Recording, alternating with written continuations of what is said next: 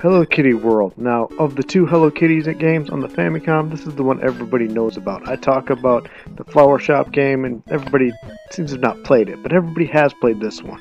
And with good reason. Believe it or not, this game was actually released in the US. In fact, it was released in the US before it was released in Japan by 2 years.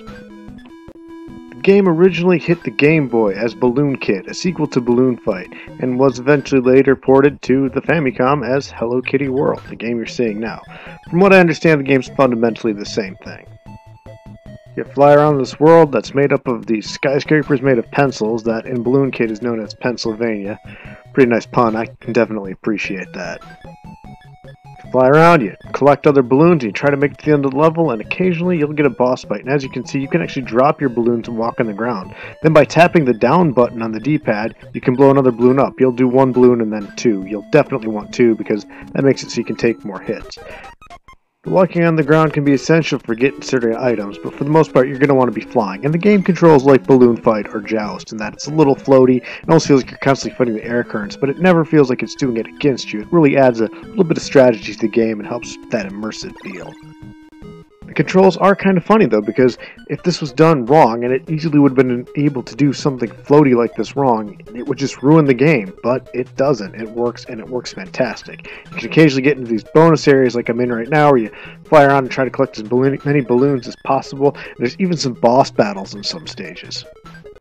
I, for one, can really see why people really like this game and know about it more than the Flower Shop game and like it more. Personally, I do prefer the Flower Shop game because it has more of a puzzle platformer feel to it, but overall, I would say this is the superior Hello Kitty game for the Famicom. This is easily the more accessible game too. It's pretty cheap. The Flower Shop game is a little bit harder to find online, and when you do, it can run you $20–30, whereas this one can run you about $6. When I initially played both these games back in Japan around 2004–2005, I just fell in love with the Flower Shop game, and this one I didn't really care for. But here we are almost 2 decades later, and I play them about the same. This one's really grown on me, and I've really started to appreciate it.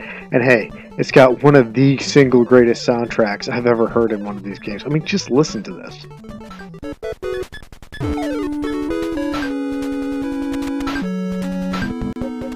Oh yeah, they really knocked it out of the park with the soundtrack to this game. I said the last game was upbeat and happy, and this one's upbeat and happy times 10. I freaking love it. I'm not even going to bother turning it back down for the rest of the video.